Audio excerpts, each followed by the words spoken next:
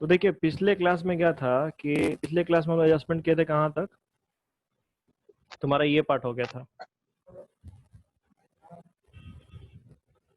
हम लोग पीएसआर पढ़ लिए थे, प्रॉफिट शेयरिंग रेशियो और एडजस्टमेंट ऑफ गुडविल, ये चीज हो गया था ना। ठीक है, और क्वेश्चंस भी कल समझाए थे। अब आप लोग कुछ लोग नहीं थे, क्वेश्चंस पहले कीजिएगा, क्वेश्चन करने पे ही क्लियर होगा कि आपको आ रहा है कि नहीं आ रहा है। ठीक है, अब जो तीसरा एडजस्टमेंट पढ़ना है हम लोग को एडमिशन चैप्टर में, ये हमारा है प्रिपरेशन ऑफ रिवैल्यूएशन अकाउंट। क्या टॉपिक हमारा? Revaluation account. अब हम लोग को देखना है कि ये रिवैल्यूएशन अकाउंट क्या होता है। तो देखो, जब कोई नया पार्टनर फर्म में एडमिट होता है, ठीक है, जब कोई क्या होता है, नया पार्टनर फर्म में एडमिट होता है, तो इस टाइम में एसेट्स और लायबिलिटी को रिवैल्यूएट करना पड़ता है। क्या करना पड़ता है?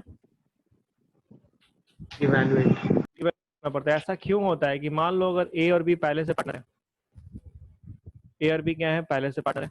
अब इनका एसेट्स होगा, तो मान लो कि कोई लैंड है ए और बी के पास 5 लाख का, ठीक है, जब इन्होंने परचेज किया था। अब जब सी एडमिट हो रहा है, कौन एडमिट हो रहा है? सी एडमिट हो रहा है। तो इस मोमेंट पे क्या होगा कि जब ये लोग परचेज किए थे तो 5 लाख का लैंड था। अब जब सी एडमिट हो रहा है, सी एडमिट हो रहा है, तो अब के टाइम पे क्या है कि जो मार्केट वैल्यू हो चुकी है लैंड की, वो हो चुकी है 10 लाख। कितनी हो गई है? 10 लाख। लेकिन बैलेंस शीट में लैंड कितने पे शो हो रहा होगा पहले से? हिस्टोरिकल कॉस्ट पे, डेट इज 5 लाख, है कि नहीं? Yes sir. तो अब यहाँ पे क्या होगा कि सी तो जिस दिन पार्टनर बनेगा उसी दिन उसका राइट हो जाएगा इस लैंड के ऊपर, हो जाएगा ना? Yes sir. ठीक है, और जो भी कैपिटल के लिए वो पैसा लेकर के आता है, वो तो आता है वो किस बेसिस पे? On the valuation of land, assets and liabilities. अब होगा क्या कि भाई जो लैंड है उसका एक्चुअल वैल्यू आज के टाइम में हो गया है 10 लाख, लेकिन सी लाएगा पैसा कितने के हिसाब से? 5 लाख के हिसाब से। तो ए और बी को लॉस होगा कि नहीं होगा? होगा ना। ठीक है, तो अब यहाँ पे क्या है कि यहाँ पे कंफ्यूजन क्रिएट हो सकता है या डिस्प्यूट अराइज हो सकता है। तो बोला गया कि भैया एक काम करते हैं, ज्यादा बेहतर ये रहेगा कि जब कोई नया पार्टनर एडमिट होगा तो हम क्या करेंगे, हम पहले ही अपने एसेट्स और लायबिलिटी को रिवैल्यूएट कर लेंगे। अब रिवैल्यूएट करने पे अगर फायदा हुआ तो भी वो पार्टनर, पुराने पार्टनर का, अगर नुकसान भी हुआ तो किसका? पुराने ही पार्टनर का। ठीक है, तो इससे क्या हो जाएगा कि पुराने पार्टनर को भी मतलब ये फील नहीं होगा कि नए पार्टनर आने से कोई लॉस हो रहा है, और नए पार्टनर को भी ये फील नहीं होगा कि भैया हमको ज्यादा देना पड़ रहा है। ठीक है कि नहीं है? तो इस पर्पस के लिए हम लोग क्या प्रिपेयर करते हैं? For that purpose we prepare our revaluation account. अब रिवैल्यूएशन अकाउंट क्या है? तो ये एक नॉमिनल अकाउंट है। क्या है ये? Nominal account. हाँ, नेचर अगर आपसे कोई पूछेगा तो इट्स नॉमिनल अकाउंट। ठीक है, which is prepared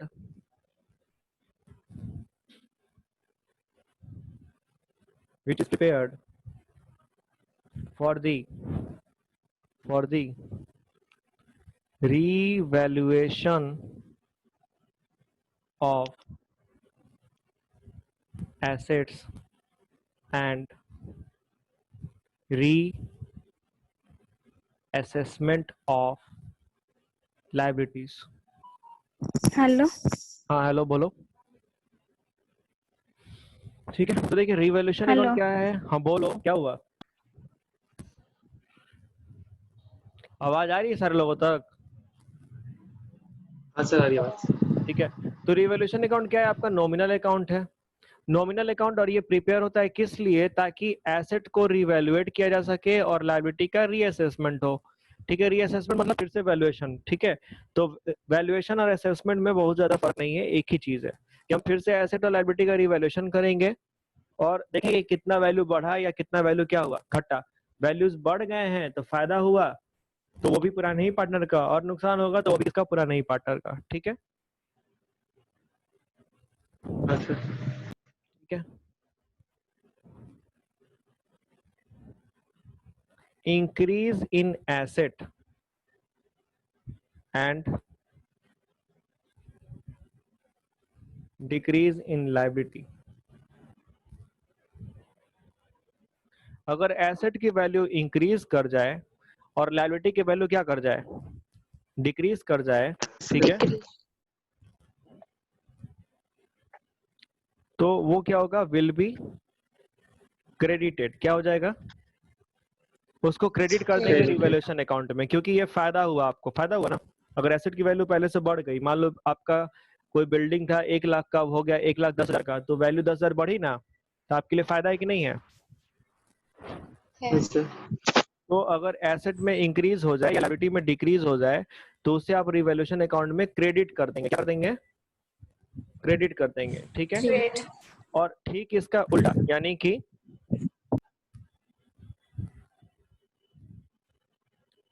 decrease in asset and increase in Liabilities will be debited. Liabilities will be Debited. Debited, उसको हम क्या कर देंगे, डेबिट कर देंगे। क्यों, क्योंकि यहाँ पे हमको क्या हो रहा है, नुकसान हो रहा है, ठीक है, क्या हो रहा है, नुकसान हो रहा है, इसलिए आपको डिक्रीज इन एसेट को और इंक्रीज इन लायबिलिटी को क्या करना है, डेबिट कर देना है। कोई दिक्कत, नो सर। ठीक है। In revaluation account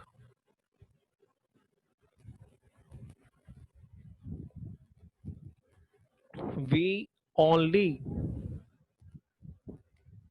consider the amount of change, हम सिर्फ कितने अमाउंट से चेंज हो रहा है उतने ही अमाउंट को क्या करेंगे, कंसीडर करेंगे और लिखेंगे किसमें, रीवैल्यूएशन अकाउंट में। मतलब समझिए, जैसे मैंने अगर लिखा कि बिल्डिंग था कितने का, 1 लाख का, कितने का बिल्डिंग है, 1 लाख का, 1 लाख। ठीक। अब अगर हम यहाँ पे पॉइंट लिखते हैं कि वैल्यू रिड्यूस्ड बाय 20,000, बिल्डिंग की वैल्यू 20,000 से क्या हो गई है, कम हो गई है, ठीक है। और एक पॉइंट हम लिखे कि वैल्यू रिड्यूस्ड टू 20,000। तो आप मुझे एक बात बताइए, पहले वाले केस में चेंज कितने का और दूसरे वाले केस में चेंज कितने का,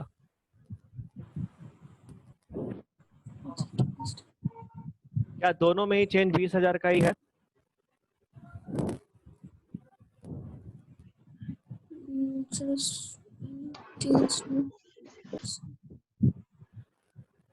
यस सर। यस सर वाले कौन है, सुनिए सर। बताइए क्या। No sir. रिया। अच्छा, तो रिया आपको लगता है दोनों केस में ही चेंज का अमाउंट 20,000, रीचा क्या दोनों केस में ही चेंज का अमाउंट 20,000 है। Yes sir. अच्छा, केशव, सर। हाँ sir. You guys need to improve your English seriously. यहाँ पे बिल्डिंग है 1 लाख का, अब ध्यान से सुनिए, बिल्डिंग है 1 लाख का, पहले केस में बोला गया कि वैल्यू रिड्यूस बाय 20,000, यानी वैल्यू 20,000 से कम हो रही है, तो यहाँ पे चेंज अमाउंट कितने का होगा, 20,000 होगा, ठीक है। दूसरे केस में लिखा गया है कि वैल्यू रिड्यूस टू लिखा है ना, यस सर। यानी कि वैल्यू 1 लाख से घट के कितना हो गया है, 80। 20,000 वैल्यू घट के हो गया है ना नया वैल्यू, तो चेंज कितने का हुआ है, 80,000। चेंज 80,000 का है। बात समझ में आया, रिड्यूस्ड हाँ, बाय sir. मींस कि आपको चेंज का अमाउंट गिवन है 20,000 रुपया से कम हुआ है वैल्यू, लेकिन दूसरे केस में लिखा है कि the value reduce to 20,000, that means कि यहाँ पे वैल्यू 1 लाख से कितना हुआ है, 20,000, यानी चेंज कितने का हुआ, 80,000. 80,000 का। तो ये वैल्यू जाएगा रिवैल्यूएशन अकाउंट में, पहले केस में 20,000 जाएगा, दूसरे केस में कितना जाएगा, 80,000. 80,000। तो आपको हम नीचे वाला पॉइंट में क्या बोले हैं कि in revaluation account we only consider the amount of change, कि चेंज कितने का हो रहा है इसी अमाउंट को क्या करना है, कंसीडर करना है। जैसे कुछ बच्चे यहाँ पे गलती कर सकते हैं, वो दोनों ही में 20,000 भर देंगे तो मिस्टेक हो जाएगा। You all need to consider the amount of change. Clear है ये पॉइंट? Yes, ठीक है। sir. अब क्या है कि जर्नल एंट्री और रिवैल्यूएशन अकाउंट का फॉर्मेट आइए देख लेते हैं फटाफट। पहले हम आपको फॉर्मेट समझाते हैं और फॉर्मेट से ही आप समझ आएंगे कि एंट्रीज कैसे याद रखना है। ठीक है, आपको अलग से एंट्री याद नहीं करना पड़ेगा, क्योंकि सीबीएसई का एक प्रॉब्लम है कि सीबीएसई 2017 के बाद से, मतलब 18 वाले एग्जाम से जानबूझ के क्या करता है ना, एंट्री पूछ देता है। ठीक है, रिवैल्यूएशन अकाउंट नहीं पूछ के क्या बोलेगा, एंट्री बताओ, क्योंकि एंट्री में क्या है कि एंट्री ज्यादा कंसेप्चुअल होता है, तो यहाँ डायरेक्टली मालूम चल जाता है कि बच्चा को पता है या नहीं है। ठीक है, अब आइए देखते हैं। तो नीचे में आपको रिवैल्यूएशन अकाउंट का फॉर्मेट दिख रहा है सबको? Yes, sir. ठीक है, ये रहा आपका revaluation account. This is your debit side and this is your credit side. ठीक है, अब डेबिट साइड सिग्निफाई करेगा किसको, प्रॉफिट को। किसको सिग्निफाई करेगा, प्रॉफिट को। नहीं, सॉरी, डेबिट साइड प्रॉफिट को नहीं सिग्निफाई करेगा, डेबिट साइड सिग्निफाई करेगा लॉस। नॉमिनल अकाउंट है ना? हाँ, नॉमिनल अकाउंट है तो डेबिट साइड आ जाएगा हमारा लॉस। हाँ सर। और क्रेडिट साइड सिग्निफाई करेगा किसको, प्रॉफिट। प्रॉफिट को। एकदम सिंपल तरीके से हम कैसे याद रख लेंगे कि हम कुछ याद नहीं करना पड़े। ठीक है, तो देखो बात सिंपल सा है। मान लो कि बिल्डिंग है, 1 लाख का बिल्डिंग था, अब बिल्डिंग का वैल्यू हो गया है 1,20,000। ये ओल्ड वैल्यू हो गया, ये क्या हो गया, न्यू हो गया। तो 20,000 से वैल्यू क्या हो गई है, बढ़ गई है। बढ़ गई है तो आपके लिए क्या हुआ है, फायदा हुआ है। फायदा हुआ है तो क्या होगा, क्रेडिट होगा ना। Credit side. Yes sir. ठीक है, फॉर्मेट रटना नहीं है, यहाँ पे आया है ना कि इंक्रीज इन वैल्यू। यहाँ पे एक सेकंड रुक जाओ, फॉर्मेट में गड़बड़ हो गया है। डिक्रीज, इंक्रीज, इंक्रीज, डिक्रीज, ये ठीक है, ये ठीक है, ये ठीक है, ये ठीक है, ये ठीक है, ये ठीक है, ये ठीक है। इंक्रीज इन लायबिलिटीज ना, गलत फॉर्मेट दे दिया है।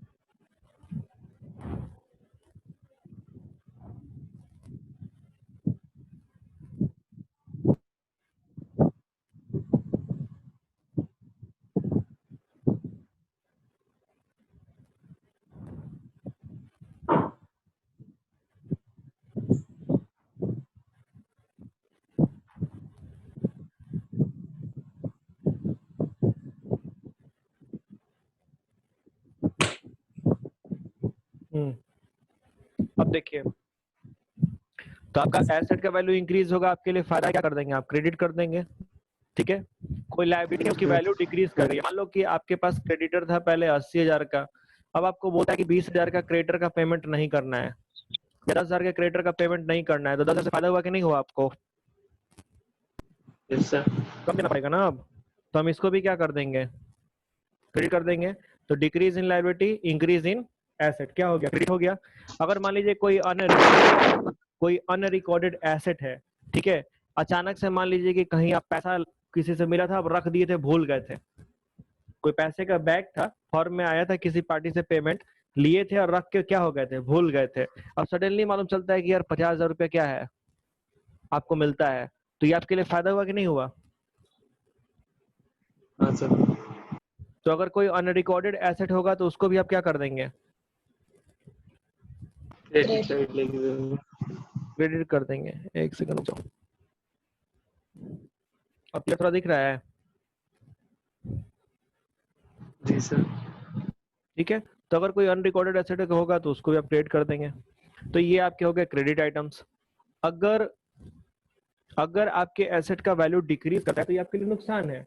मान लो लैंड 5 लाख का था, अब वो 4 लाख का हो गया, तो 1 लाख का वैल्यू कम हुआ तो आपको घाटा हुआ कि नहीं हुआ 1 लाख का। Yes sir. ठीक है, तो आप इसको क्या कर दिए, डेबिट कर दिए। अगर कोई लायबिलिटी बढ़ गया, ठीक है, भाई जब बैंक से लोन लिए थे तो 5 लाख का लोन लिए थे, अब इंटरेस्ट लगने चलते वो लोन हो गया 5 लाख से 5.5 लाख का, तो 50,000 रुपया और ज्यादा देना पड़ेगा, तो ये मेरे नुकसान हुआ कि नहीं हुआ? डेबिट कर देंगे। तो इंक्रीज इन लायबिलिटी को आप क्या करेंगे? डेबिट करेंगे, ठीक है। डिक्रीज इन एसेट और इंक्रीज इन लायबिलिटी क्या हो जाएगा? डेबिट हो जाएगा। Increase in asset and decrease in liability वो क्या हो जाएगा? क्रेडिट हो जाएगा, ठीक है। क्रेडिट। इसके अलावा अगर कोई अनरिकॉर्डेड लायबिलिटी है, ठीक है, आप किसी पार्टी से पैसा लिए थे और देना ही भूल गए थे, और वो अचानक आ गया भाई, आपके बुक्स में कहीं अवेलेबल ही नहीं था, रिकॉर्ड नहीं था, सडनली वो आ गया कि भाई मेरा क्या करो, 10,000 रुपया दो, तब तो आपको नुकसान हुआ कि नहीं उस टाइम में? क्योंकि आप तो कोई हिसाब किताब पहले से रखे नहीं थे, आपको देना पड़ेगा निकाल के पॉकेट में से। तो अगर कोई अनरिकॉर्डेड लायबिलिटी होगा तो उसको क्या कर देंगे? डेबिट कर देना है, ठीक है। अब देखिए, चूंकि क्रेडिट साइड प्रॉफिट को दिखा रहा है और डेबिट साइड किसको दिखा रहा है? लॉस को। तो आप क्वेश्चन बनाएंगे, क्वेश्चन बना के क्या करेंगे? इसको टोटल करेंगे, करेंगे ना? ठीक है, एक सेकेंड।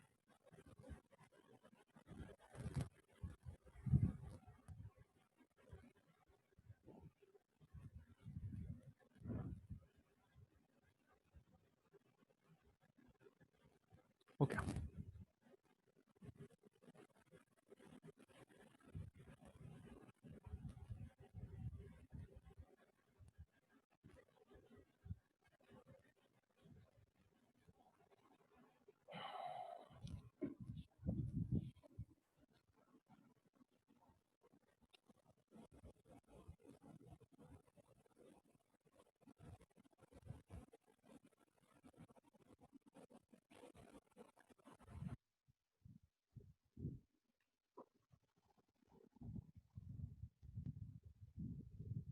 तो आप नीचे क्या करेंगे? टोटलिंग करेंगे।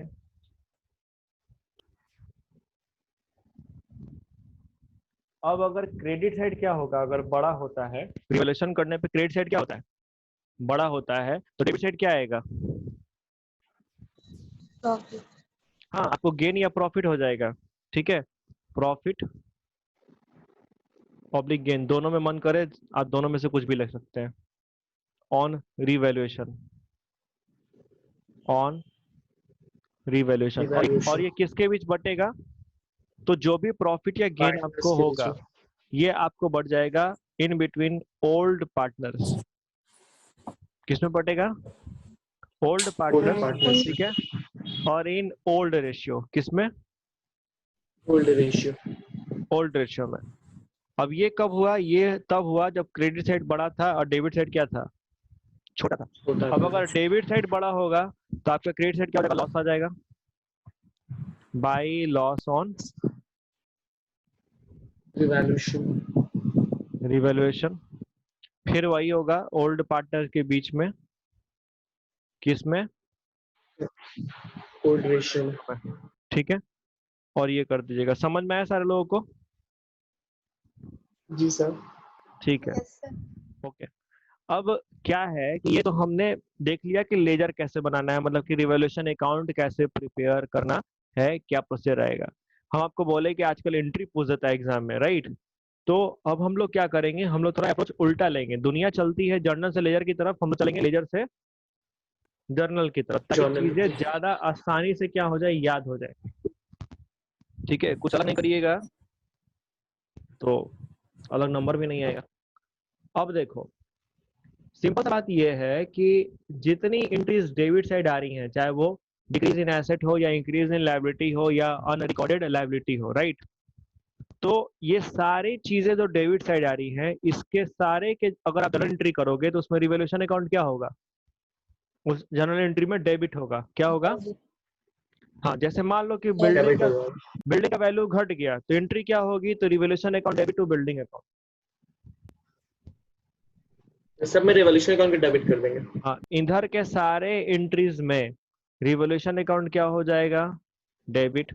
और इधर के सारे एंट्री में रिवॉल्यूशन अकाउंट क्या हो जाएगा? क्रेडिट। ठीक है, आप खुद देख लो क्या ये बात फॉलो हो रहा है कि नहीं हो रहा है। ठीक है, लेट्स हैव अ लुक। अब चलो, अलग से एंट्री रटता है, रटने की कोई रिक्वायरमेंट नहीं है। आपको बोला for increase in value of asset, entry क्या है?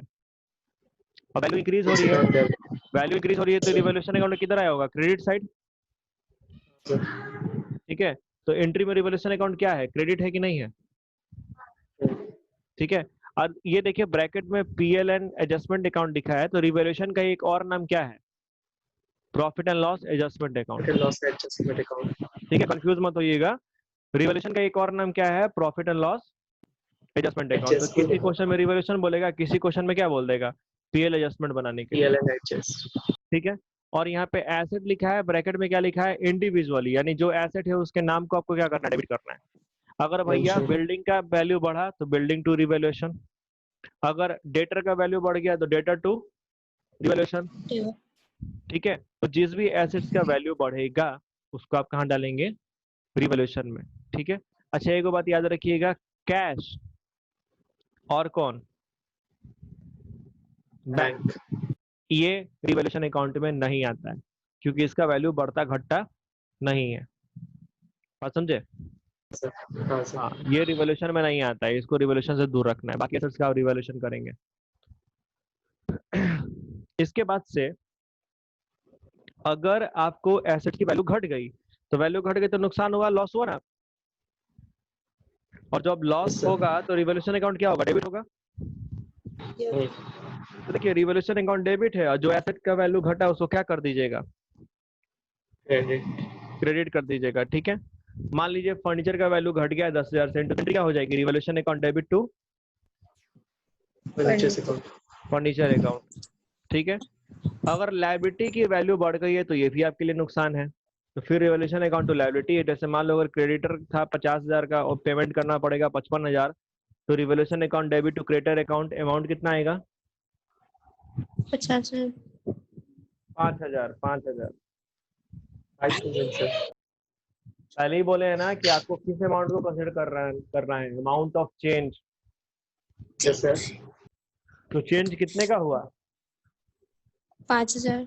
हाँ, 50 कौन हुआ है, 5,000 का चेंज हुआ है, तो एंट्री करेंगे revaluation account to creditor account.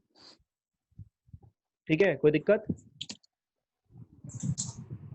नहीं सर। ओके, ऐसे ही अगर आपको किसी लायबिलिटी का अमाउंट क्या हो जाए, डिक्रीज हो जाए, तो इस केस में आपको फायदा होगा तो रिवॉल्यूशन क्रेडिट होगा, और जो लायबिलिटी उसको क्या कर देना है? डेबिट कर देना है। जैसे मान लीजिए कि आपका कोई क्रेडिटर था कितने का? 50 का, अब उसमें से वो क्रेडिटर चले गए ऊपर, कितने के? 10,000 के क्रेडिटर ऊपर चला गया है, he will not likely to claim money, अभी पैसा लेने के लिए नहीं आएगा, तो हमको फायदा हो गया ना कितने का? 10,000। 10,000 का। एंट्री क्या कर देंगे? तो creditor account debit to, entry बताओ लोग, क्रेडिटर का वैल्यू 10,000 से कम हो गया है, एंट्री क्या होगी? Creditor account debit to revaluation account. Creditor account debit to revaluation account. ठीक है, क्या करना है, समझ में आ रहा है? Yes sir. एकदम म्यूट मोड में जाके बैठ गए हो, कोई इन्वॉल्वमेंट नहीं दिख रहा है तुम्हारा। इसके अलावा अगर कोई भी अनरिकॉर्डेड एसेट होगा तो फायदा है, रिवॉल्यूशन क्रेडिट, अनरिकॉर्डेड एसेट के नाम को क्या कर दीजिएगा? डेबिट। ठीक है, कोई अनरिकॉर्डेड लायबिलिटी है, नुकसान है, रिवॉल्यूशन डेबिट, और अनरिकॉर्डेड लायबिलिटी क्या? क्रेडिट। कोई दिक्कत? तो बहुत ही आसान है। ठीक है, इसमें कुछ भी खास नहीं है, लेकिन एक बात समझ आइए, आपका एग्जाम में ये आना ही आना है, क्योंकि इसके बिना फुल फ्लेज क्वेश्चन सॉल्व नहीं हो सकता है। ठीक है, फुल फ्लेज क्वेश्चन का एक पार्ट होता है रिवॉल्यूशन अकाउंट। तो आइए अब हम लोग थोड़ा सा इस पे प्रैक्टिकली भी क्या करते हैं, बात कर लेते हैं एक एग्जाम्पल लेकर के।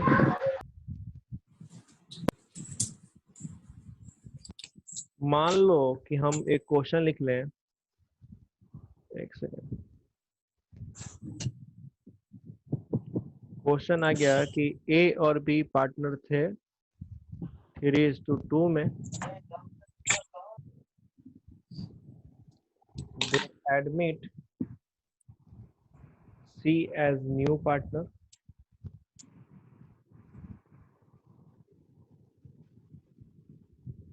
for 1/5 share in profit.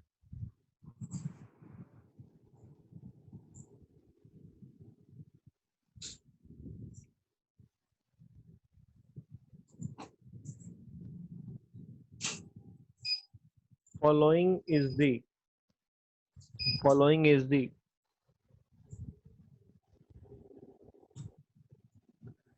balances of assets and liabilities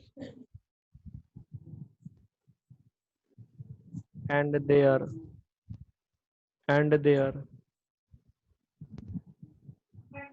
respective revised balance. Prepare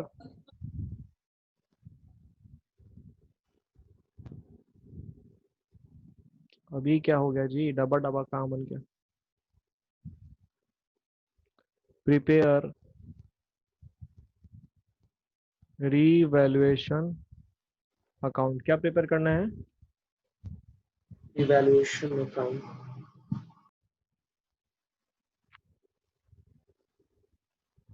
prepare revaluation account, ठीक है। अब देखिए, तो मान लीजिए आपको दे दिया यहाँ पे, तो हम लिख दिए आइटम्स वैल्यू और एक कॉलम बना दिए किसका,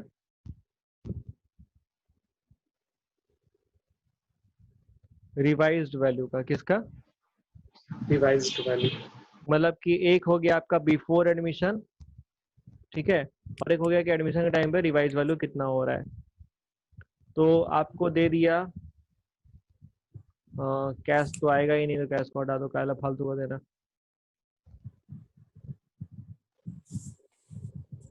ठीक है,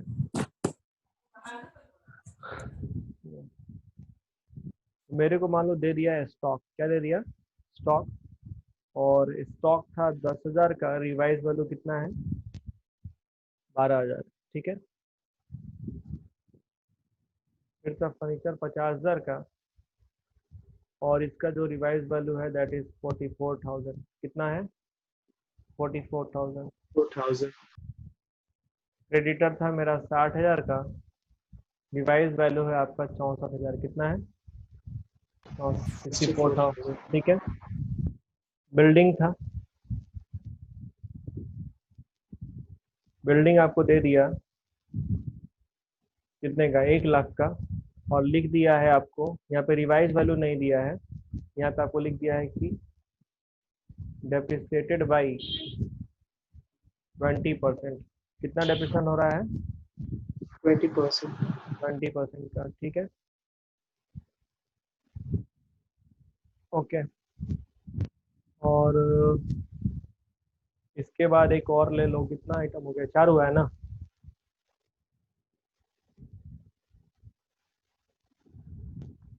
बैंक लोन था आपके ऊपर 80,000 का, जो कि अब हो गया है कितने का? 84,000 का, 24,000. ठीक है। कितने ही आइटम को हम लोग ले रहे हैं, और हम लोग को क्या प्रिपेयर करना है? We are suppose to prepare our revaluation account, ठीक है। ये प्रिपेयर करते हैं रिवैल्यूएशन अकाउंट।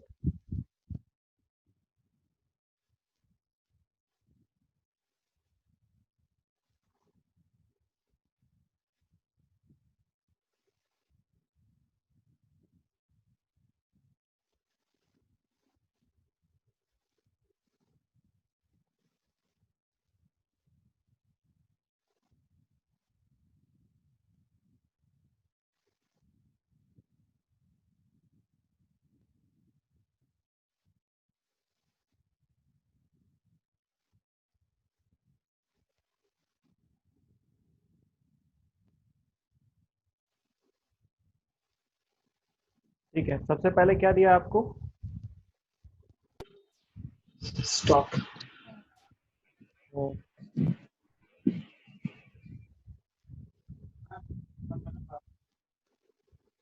सबसे पहले हमको गिवन है स्टॉक, क्योंकि स्टॉक था 10,000 का, कितने का हो गया है? 12,000. 12,000 का, ठीक है। रिया, फायदा हुआ है कि नुकसान हुआ है? फायदा। सर फायदा हो। कहाँ लिखा है? क्रेडिट साइड की debit side? Sir credit side. Credit side, sir. Credit side, ठीक है। तो लीजिए यहाँ लिख दीजिए, लिख दिया स्टॉक कितना हुआ? 2,000 का। 12। फर्नीचर था आपका 12,000 का, वैल्यू फायदा हुआ है, रिवाइज वैल्यू है वो Revised value. 2000 का ना अंतर हुआ। फर्नीचर साहब का 50 हाँ सर। कितने का हो गया है? 44,000 का। 44 6000 आपको 6000 का क्या हो गया वहाँ पे? डेबिट साइड लिख देंगे सर, लॉस है। क्या आपको लॉस हुआ है? तो आइए लिखते हैं। यहाँ लिख दिए। और नीचे कितने का? 6000 का। ठीक है। फिर हाँ क्या है? सर। क्रेडिटर है। क्रेडिटर था कितने का? 60 का। देना पड़ेगा कितना? 64। ये भी हमारे लिए क्या है? लॉस ही है। लॉस से ज़्यादा देना पड़ेगा। हाँ 4000 सर। ज़्यादा देना पड़ेगा। ठीक है भाई, 4000 आ गया। फिर क्या है? आपका बिल्डिंग है। बिल्डिंग का वैल्यू डेप्रिसिएट किया है कितने से? 20% से। तो ये 1 लाख का 20% कितना हो गया? 20,000 22 20,000। वैल्यू क्या हुआ? घटा कि बढ़ा? घट गया है। तो ये भी क्या होगा? डेबिट ही ना होगा। डेबिट साइड ठीक है। तो बिल्डिंग और यहाँ पे कितना जाएगा अमाउंट? 20,000 फिर हमारा फाइनल बैंक लोन है। बैंक लोन में भी ज़्यादा पेमेंट करना पड़ेगा। 80 का साथ कितना पेमेंट करना पड़ेगा? 84। 4000 क्या हो 84 गया वैल्यू? ठीक है। तो यहाँ पे लिखते हैं बैंक लोन 4000। और कोई आइटम तो है नहीं? कोई आइटम नहीं है ना? नहीं सर। ठीक है। तो अब ये कितना हो गया आपका? 6 4 10, 4 14 का 4। 4000 ठीक है। 34,000। 34,000 में से गया 2000। तो आपका जो 52,000 ये हो गया आपको लॉस ऑन इवैल्यूएशन रिवैल्यूएशन। किसके किसके बटेगा ये? ए के बीच और पार्टनर्स सी के बीच। बी इसका के रेशियो बीच क्या था? 3:2 था। रेशियो क्या था? 3:2। आपको बांट देना है कितना? 32,000 रुपया को बांट देना है 3:2 में। ठीक है। कितना हो जाएगा? 32,000 का आपको हो जाएगा 3/5। एक हो जाएगा 2/5 5। ठीक है। तो 6 हो गया 30 और फिर हो जाएगा 4 ना। 19,200 एक होगा। हाँ नहीं। ठीक है। 19,200। और दूसरे का कितना हो जा रहा है तुम्हारा? 12,800। 12,800 ठीक है।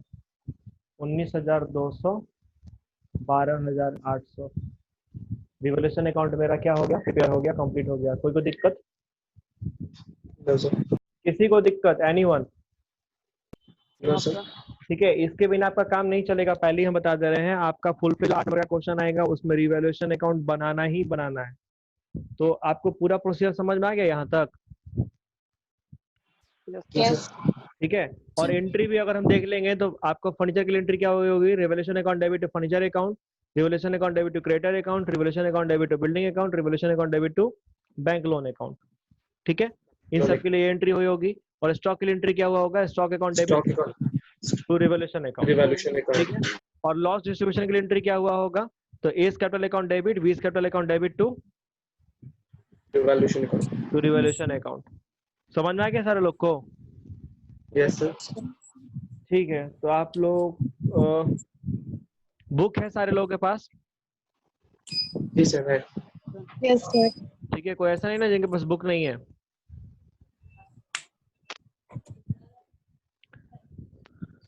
नहीं सर आप लोग क्या कीजिए, बुक में जहाँ से रिवोल्यूशन अकाउंट का क्वेश्चन शुरू हुआ है, ठीक है, वहां से क्वेश्चन सॉल्व करना शुरू कीजिए और देखिए आपसे कौन कौन सा क्वेश्चन फंस रहा है।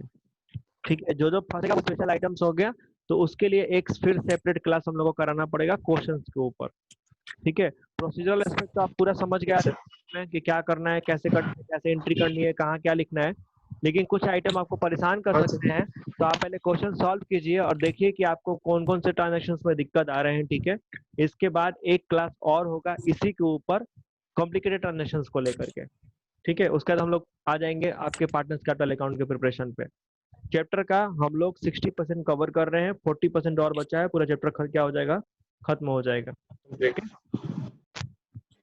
आज का सेशन यहीं पे क्या कर रहे हैं? स्टॉप कर रहे हैं। और बहुत कम लोग कनेक्ट हो रहे हैं।